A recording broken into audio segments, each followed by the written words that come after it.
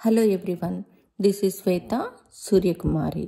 Welcome to Surya Journal. సీతాలు సింగారం మాలచ్చి బంగారం సీతామాలచ్చి మంటే శ్రీలక్ష్మీమవతారం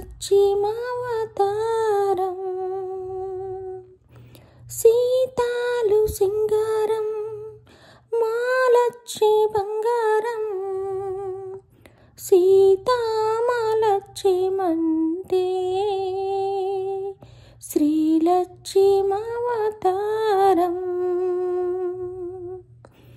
మనసున్న మందారం మనిషంత బంగారం బంగారు కొండయంటే భగవంతుడవతారం.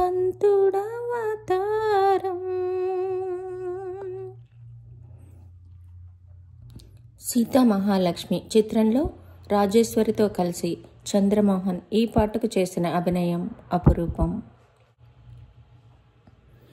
పంట చేలో పాలకంకి నవ్వింది పల్లకిలో పిల్ల ఇంకి నవ్వింది పూతరెల్లు చేలు దాటి ఎన్నెల్లా లేత పచ్చ కోనసీమ ఎండల్లా అమ్మాడి నవ్వవే గుమ్మాడి నవ్వవే గుమ్మాడి పువ్వులగా అమ్మాడి నవ్వవే అమ్మాడి నవ్వవే గుమ్మాడి నవ్వవే గుమ్మాడి పువ్వులగా అమ్మాడి నవ్వవే పంట చేలో పాలకంకి నవ్వింది పల్లకిలో పిల్ల ఇంకి నవ్వింది.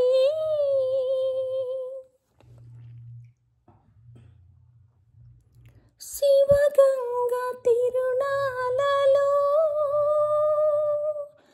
నెలవంక తానాలు చేయలా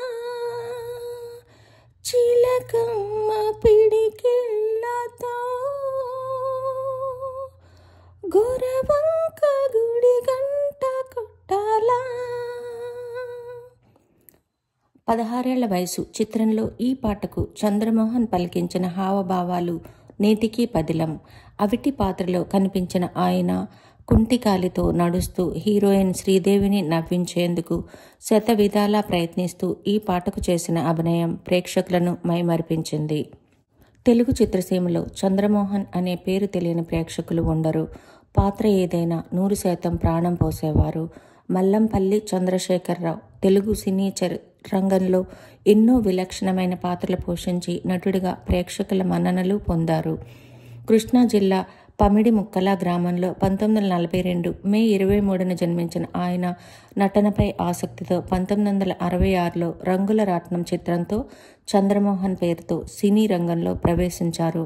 కథానాయకుడిగా 175కు పైగా చిత్రాల్లో నటించిన ఆయన సహనాయకుడిగా, తండ్రిగా, అన్నగా విభిన్న పాత్రల్లో మొత్తం 932 చిత్రాల్లో నటించారు. కథానాయకుడిగా, హాస్య నటుడిగా, క్యారెక్టర్ యాక్టర్గా ఆయన నటించిన చిత్రాలు పదిలంగా మిగిలాయి.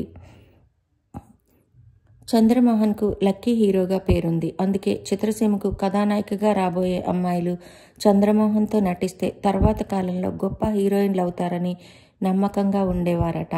సిరిసిరి మువ్వ చిత్రంలో చంద్రమోహన్తో నటించిన జయప్రద 16 ఏళ్ల వయసు చిత్రంలో శ్రీదేవిని ఇందుకు ఉదాహరణగా చెబుతారు.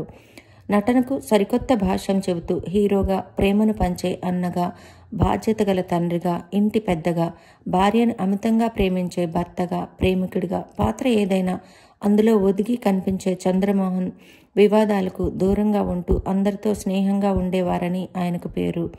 కె. విశ్వనాథ్ దర్శకత్వంలో వచ్చిన సిరిసిరి మువ్వ చిత్రంలో డప్పు కళాకారుడిగా అతని నటన చిరస్థాయిగా మిగిలింది.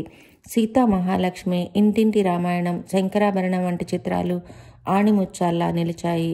2023 నవంబర్ 11న మరణించిన చంద్రమోహన్ నటించిన చిత్రాలతో తెలుగు చిత్రసీమలో చిరస్థాయిగా మిగిలి ఉంటారు.